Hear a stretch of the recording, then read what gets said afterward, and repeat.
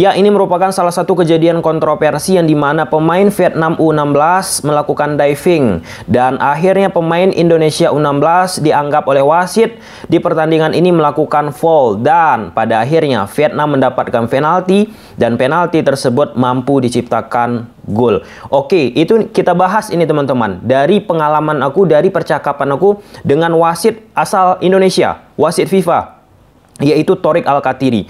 Oke, pada pertandingan ini akhirnya timnas Indonesia comeback dengan skor 2-1. Setelah di babak pertama, di akhir-akhir babak 1 menit 41 tepatnya, pemain Vietnam menciptakan gol lewat titik putih penalti walaupun itu diving di menit 41. Dicetak oleh Nguyen Chong. Di babak kedua, pemain timnas Indonesia menciptakan gol cepat di menit 51 lewat Arkan Kakak Putra dan di menit 55 oleh Nabil Ashura. Oke, kita bahas dulu kejadian kontroversi yang dilakukan oleh pemain Vietnam. Proses diving yang dilakukan oleh pemain Vietnam itu sangat cepat teman-teman. Ketika bola masih di tengah, kemudian dipassing ke depan oleh pemain Vietnam. Dan ya, dengan situasi cepat tersebut, wasit pun aku yakin akan sangat sulit mengambil keputusan. Mengapa aku mengatakan demikian? Karena aku sempat berbicara dengan wasit asal Indonesia, wasit FIFA, Thoriq Al-Khathiri teman-teman. Bahwa permainan yang cepat, bahwa passing-passing yang tiba-tiba dari tengah ataupun dari belakang teman-teman, tiba-tiba sampai ke depan, itu mematikan karir wasit. Nah, ini dia cuplikannya. Permainan yang menerapkan counter attack ya, yang tidak menggunakan ball position ya, kita tidak bisa membaca permainan dengan jelas. Jadi kadang ketika main di belakang dia passing atau ke depan, itu yang sulit diidentifikasi oleh wasit karena bola itu kan pasti datangnya sangat cepat lajunya. Nah, dengan cepat itu wasit harus memiliki intelijensi yang bagus. Nah, itu yang dikatakan oleh Thoriq Al-Khathiri. Nah, kita juga nggak bisa menjustifikasi, mengolok-olok wasit di pertandingan ini. Tanpa VAR itu akan sangat sulit, teman-teman. Tanpa VAR itu akan sangat sulit. Karena pemain Vietnam juga beberapa kali kan melakukan serangan-serangan balik yang cukup mampu membahayakan permainan dari permainan dari timnas Indonesia. Syukurnya tidak bisa diciptakan gol lebih daripada 1 bagi Vietnam. Jadi poinnya itu ya teman-teman, wasit akan sangat sulit mengambil keputusan yang dimana bola tiba-tiba diletak ke depan dan kecepatan bermain di situ, keputusan pun akan sangat rancu, sering timbul di kala-kala permainan cepat yang dilakukan oleh lawan. Seperti apa pengalaman yang didapat oleh Thoriq Al-Khathiri? Kita sebagai penonton mungkin bisa melihat replay mengatakan diving inilah itulah. Sedangkan wasitnya menurut aku memang dalam situasi sulit. Bukan aku membela teman-teman, tetapi kita fair. Aku juga berbicara dari pengalaman aku ketika berdiskusi dengan Thoriq Al-Khathiri. Oke, kita bahas pertandingan teman-teman. Di atas kertas timnas Indonesia menggunakan pola 4-3-3. Di belakang ada Andrika. Kemudian di 4 back belakang ada Rizar, Sultan, Iqbal, Habil. Iqbal tetap dengan gaya teman-teman, tenang banget. Kemudian di tengah ada Narendra, Hanif, Kapiatur, di depan Nabil, Arkan, Rizky. Ini di atas kertas ya teman-teman ya. Sedangkan Vietnam gunakan pola 3-5-2. Nah, Vietnam ini cukup menarik menurut aku. Memang sejak lama mereka menanamkan sistem ataupun taktik 3 back. Baik itu untuk timnas muda mereka dan timnas senior.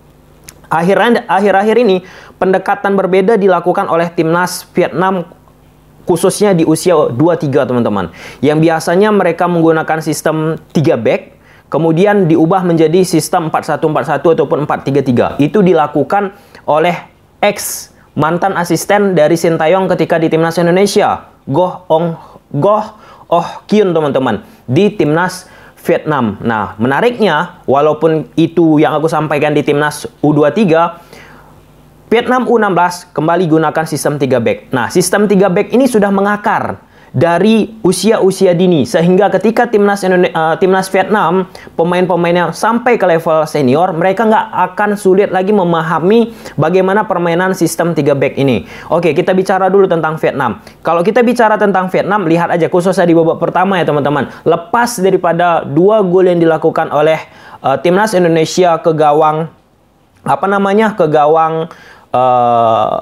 Vietnam, pemain Vietnam pertama tetap melakukan build up dari bawah. Nah, sedangkan di situ timnas Indonesia melakukan pressing.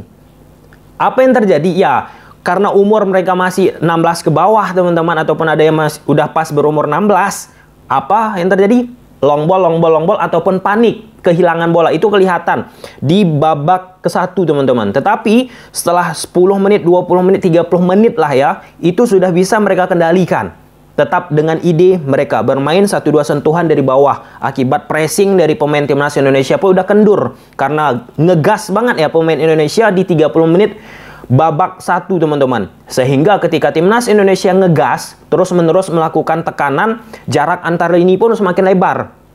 Ketika striker timnas Indonesia Kakak melakukan pressing ke depan, nah di belakang Kakak ini agak lamban untuk melakukan tekanan juga ke depan, sehingga cuma Kakak melakukan pressing, kolektif dalam melakukan pressing pun nggak bisa diciptakan oleh pemain-pemain dari timnas Indonesia. Itu yang terjadi, teman-teman. Yang kedua, permainan transisi cepat yang dilakukan Vietnam. Ketika ada kesempatan, mereka lakukan serangan balik. Yang ketiga, teman-teman, ada bola mati, itu coba dimaksimalkan dengan quick free kick. Kelihatan memang beberapa kali pemain-pemain belakang kita kalau menghadapi kecepatan-kecepatan agak sulit untuk bisa mengantisipasi. Dan terakhir, yang keempat, teman-teman, permainan rotasi posisi. Pemain-pemain dari Vietnam, teman-teman, pintar banget tuh mengisi celah di sisi half space, koridor bagian dalam sedikit ya dari sisi lebar lapangan. Itu mereka menciptakan overload 2 lawan 1, 3 lawan 2 tercipta. Namun sayangnya hal tersebut ketika sudah sampai di final third, kombinasi-kombinasi ataupun finishing yang mereka ciptakan nggak begitu ideal, ataupun nggak bisa mereka hasilkan suatu tendangan ataupun peluang. Kalau kita lihat statistik babak pertama, Vietnam hanya 1 yang menghasilkan tendangan ke gawang, dan itu juga tercipta gol. Oke, kita bicara tentang timnas Indonesia. Timnas Indonesia seperti video aku sebelumnya, teman-teman, sudah menggambarkan lah ya bagaimana permainan dari timnas Indonesia di pertandingan ini. Pressing terus dilakukan oleh timnas Indonesia.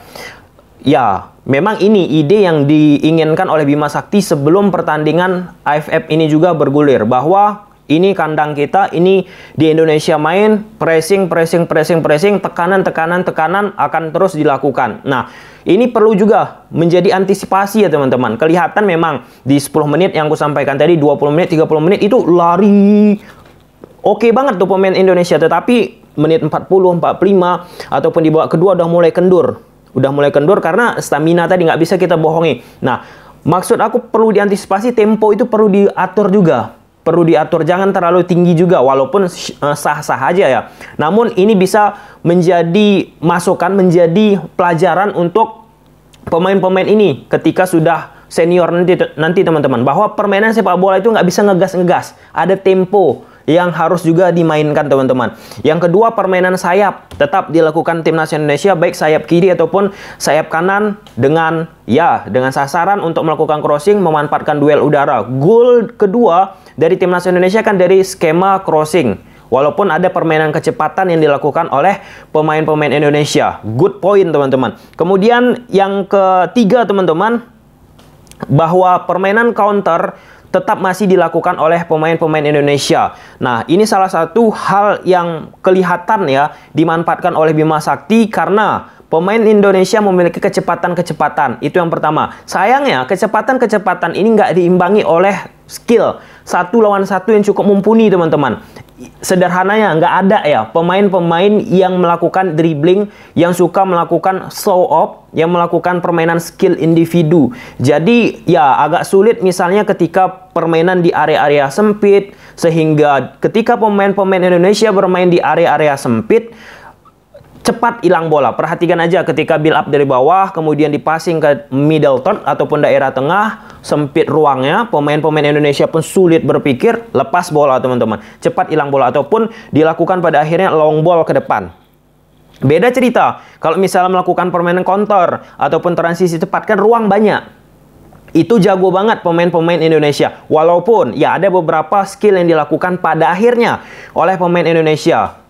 Dan salah satunya tercipta gol ya di gol pertama ataupun gol kedua dari timnas Indonesia. Kayaknya gol pertama ya lewat Arkan Kakak teman-teman.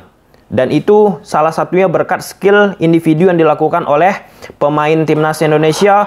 Dan kemudian endingnya Passinga melakukan crossing dan sulit bagi pemain Vietnam untuk menghentikannya. Oke lah, mungkin sampai sini aja teman-teman. Kita lihat ke depannya apa yang terjadi untuk timnas Indonesia U16 di AFF ini. Sekali lagi teman-teman, salah satu pelajaran yang bisa kita petik bahwa kalau misalnya masih di level junior, kelompok usia, pemain-pemain kita bisa menyimbangi Vietnam, Thailand, Singapura, dan lain sebagainya, whatever. Namun, sudah sampai ke level senior, menjadi kendala ketika menghadapi Vietnam, Thailand, dan tidak seperti menghadapi level-level junior gaya permainan timnas Indonesia. Nah, itu kira-kira menurut kalian kenapa? Dan kejadian diving tadi juga teman-teman, itu sebenarnya bagus banget untuk mental pemain. Karena sejak usia muda mentalnya sudah diuji dengan kejadian-kejadian ataupun keputusan yang salah dilakukan oleh wasit. Oke, mungkin sampai sini aja dulu videonya. Kalau suka kalian teman-teman udah tahu apa harus kalian lakukan. See you the next video. Bye.